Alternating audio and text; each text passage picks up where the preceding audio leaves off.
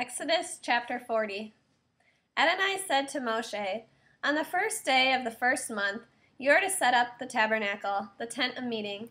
Put in it the ark for the testimony, and conceal the ark with the curtain. Bring in the table and arrange its display.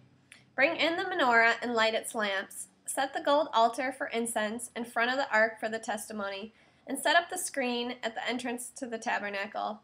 Place the altar for burnt offerings in front of the entrance to the tabernacle, the tent of meeting. Set the basin between the tent of meeting and the altar, and put water in it. Set up the courtyard all the way around, and hang up the screen for the entrance to the courtyard. Take the anointing oil, and anoint the tabernacle and everything in it. Consecrate it with all its furnishings, then it will be holy. Anoint the altar for burnt offerings with all its utensils. Consecrate the altar, then the altar will be especially holy. Anoint the basin and its base, and consecrate it. Then bring Aaron and his sons to the entrance of the tent of meeting, and wash them with water. Put the holy garments on Aaron, anoint him, and consecrate him, so that he can serve me in the office of Kohen. Bring his sons, put tunics on them, and anoint them as you anointed their father, so that they can serve me in the office of Kohen. Their anointing will signify that the office of Kohen is theirs through all their generations." Moshe did this. He acted in accordance with everything Adonai had ordered him to do. On the first day of the first month of the second year, the tabernacle was set up. Moshe erected the tabernacle, put its sockets in place, put up its planks, put in its crossbars, and set up its posts. He spread the tent over the tabernacle and put the covering of the tent above it, as Adonai had ordered Moshe. He took and put the testimony inside the ark, put the poles on the ark, and set the ark cover above on the ark. Then he brought the ark into the tabernacle, set up the curtain as a screen, and concealed the ark for the testimony, as Adonai had ordered Moshe.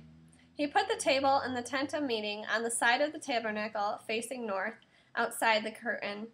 He arranged a row of bread on it before Adonai, as Adonai had ordered Moshe.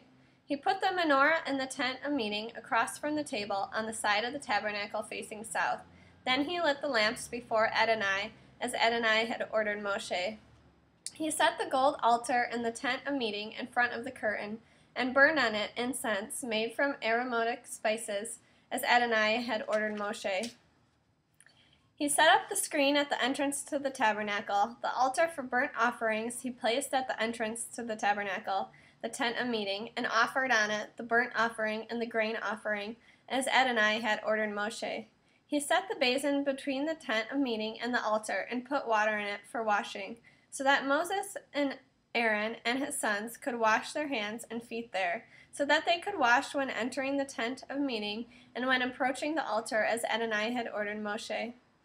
Finally, he erected the courtyard around the tabernacle and the altar, and set up the screen for the entrance to the courtyard. Then the cloud covered the tent of meeting, and the glory of Adonai filled the tabernacle. Moshe was unable to enter the tent of meeting, because the cloud remained on it, and the glory of Adonai filled the tabernacle. Whenever the cloud was taken up from over the tabernacle, the people of Israel continued with all their travels. But if the cloud was not taken up, then they did not travel onward until the day when it was taken up. For the cloud of Adonai was above the tabernacle during the day, and fire was in the cloud at night, so that all the house of Israel could see it throughout all their travels.